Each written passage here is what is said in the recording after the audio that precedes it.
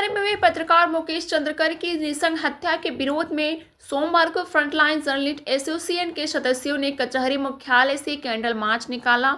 पत्रकार हाथों में कैंडल मार्च लेकर कचहरी मुख्यालय से पैदल चलते हुए बाबा भीमराव अंबेडकर प्रतिमा पर पहुंचे और दिग्वंत पत्रकार मुकेश चंद्रकर को श्रद्धांजलि अर्पित कर शोक प्रकट किया। फ्रंटलाइन संगठन के पदाधिकारी और सदस्यों द्वारा दिनों दिन पत्रकारिता के क्षेत्र में बढ़ती असुरक्षा तथा आए दिन घटते अप्रिय घटनाक्रम पर चिंता जाहिर करते हुए युवा पत्रकार मुकेश चंद्रकर की नृशंस हत्या पर रोष एवं शोक व्यक्त किया।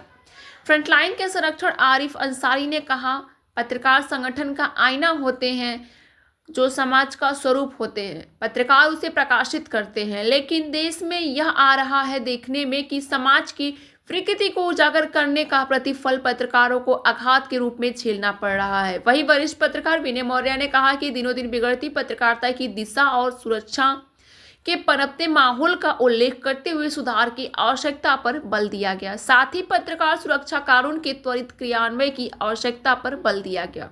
श्रद्धांजलि सभा में प्रमुख रूप से फ्रंटलाइन संगठन के अध्यक्ष आरिफ अंसारी, नीरज सिंह, कृष्णा सिंह, विनय मौर्य, बजरंग बली तिवारी, अशोक पांडे, तौफीक खान, देवेंद्र पांडे, सोनू त्रिपाठी, एपी सिंह, मनीष जायसवाल, वीरेंद्र पटेल, अनिल अग्रहरी, अतुल राय, राजेश अग्रहरी, पंकज मिश्रा, अजीत दादा, दिनेश कुमार, विशाल कनौजिया, राहुल शर्मा, ओम प्रकाश, अभय, स्मिता, वासिफ, कलाम खान, श्याम सुंदर, राजू श्रीवास्तव, अजीत सिंह, आदित्य, धर्मेंद्र पांडे, विकास गौड़, अन्य पत्रकार मौजूद रहे।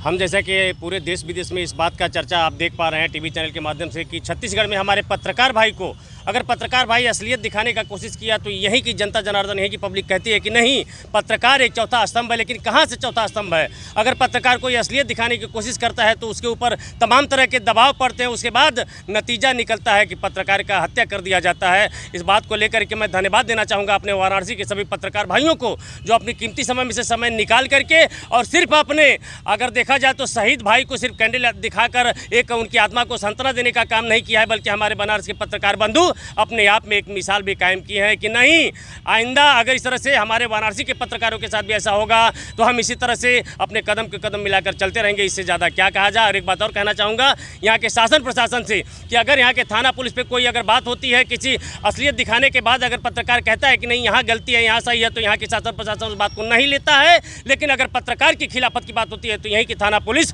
तुरंत पहले मुकदमा लिखता है और पत्रकार को बाद में मालूम पड़ता है 24 घंटे के बाद कि मेरे खिलाफ पत्रकारिता। आज आपने क्या किया है? आज अगर देखा जाए तो भाई हमने तो कुछ नहीं किया। वाराणसी के सभी पत्रकार भाई उसी बात को लेकर के, जैसे हम सभी का एक पत्रकार भाई शहीद हुआ था, उस शहीद भाई के नाम से वाराणसी में हम सभी पत्रकार वाराणसी के कैंडल यात्रा निकाल कर उस भाई की आत्मा को शांति नमन करने के लिए यह कार्यक्रम किया गया। जो पत्रकार की जिस तरह से निर्मम हत्या हुई है छत्तीसगढ़ में, ये निश्चित तौर पर बड़ा दिल दहला देने वाला है और सिर्फ हम नहीं, सभी आहत हैं इससे।